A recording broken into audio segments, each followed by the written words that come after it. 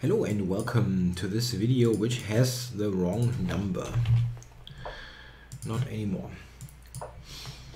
Yo, I'm playing Jaroslay here with black, or Jaroslay.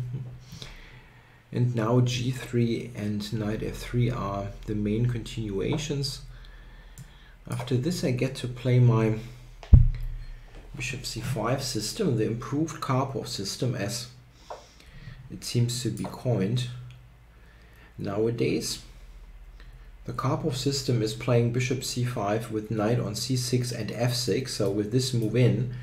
And improved Karpov means that you don't have to play knight f6 and actually can benefit from having the knight back on g8, the flexibility. So you can play h5 in some cases, you can play with knight e7 in some cases.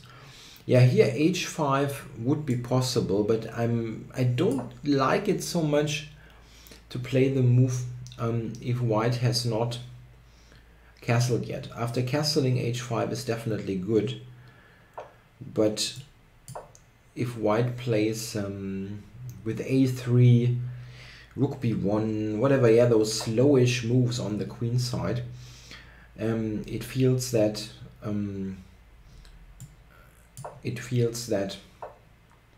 h5 is a bit premature. Nothing like unplayable, but I feel it's a better choice to just castle and play in a more solid way. Yeah, here in these kind of scenarios, the move b5 is often interesting. I'm currently not completely certain if I should do that or not. Bishop d2. Huh, what does he want to do? Probably he wants to play b5 himself, maybe.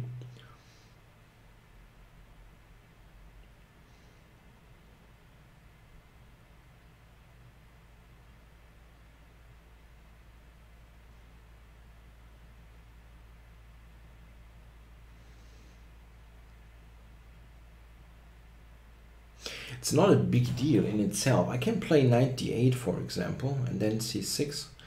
But this is an interesting idea. Let's do it and see how this unfolds.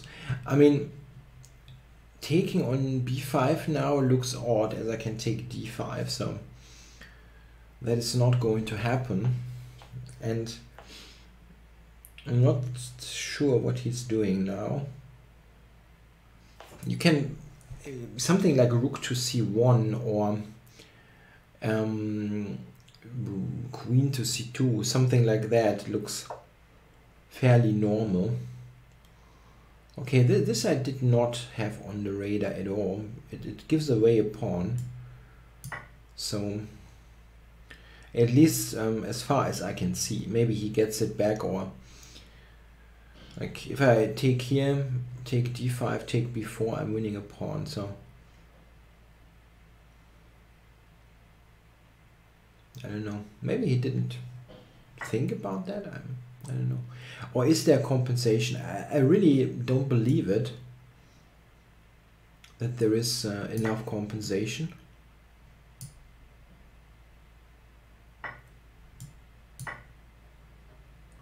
One reason why I don't quite believe it is that I probably get to play a5 and bishop c5, and that gives me a very sturdy structure, and then I go c6 finally to make the pawn count.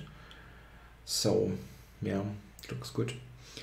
Okay, knight, I want to go bishop c5. Maybe this is a good move to play. Just cover. Yeah, of course it's a good move. Yeah, I'm covering e4, and I might even be able to play e4. Give me a great square on d3. Hooray! Here's the square. But does it really? The opponent proposes a take back. I've got knight c2. I didn't. If he wouldn't have, if he wouldn't have suggested a take back, I wouldn't have seen it. I really wouldn't have seen it. Yeah, I don't mind the take back so much.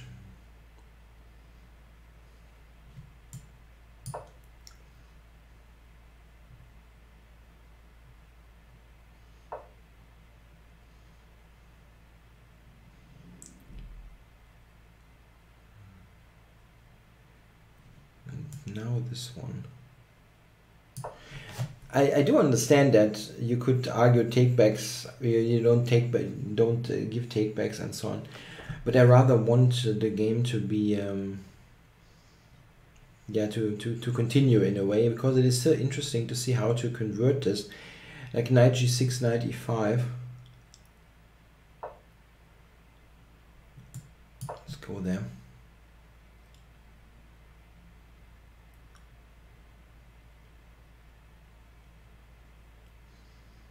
And that was a fairly clear mouse slip. Yeah, he wanted to play here queen e1, he wanted to play queen e2. Okay, so knight is excellent on e5. I mean, that's an excellent square.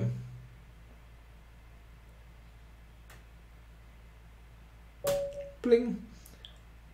I don't know. What are you doing there? I mean, okay, maybe he felt it was spoiled anyway due to the take back, but then don't request it.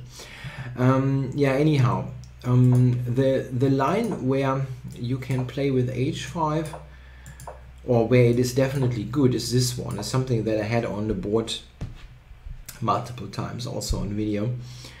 But white delayed castling with playing a3, and in this position you can still play h5. As you can see, it's one of the top choices of the engine, but I don't feel it is as much justified as it is when you have the king on g1.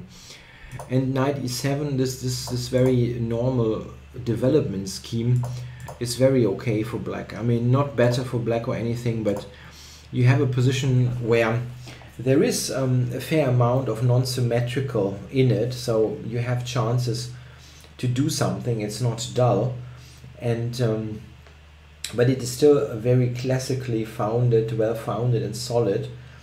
Yeah, it's nothing completely wacky or so. Yeah, okay, knight d5, queen d7 is totally normal. Bishop d2 I was a bit surprised about. I felt like usually that belongs onto b2. Or, I don't know, queen b3, or there are a couple of moves possible.